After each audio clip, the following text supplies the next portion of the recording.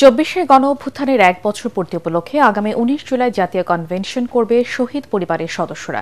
সকালে ঢাকা ক্লাবে জুলাই ২৪ শহীদ পরিবার এবং ন্যাশনাল ইউথ অ্যালায়েন্সের সংবাদ সম্মেলনে এই তথ্য জানানো হয়।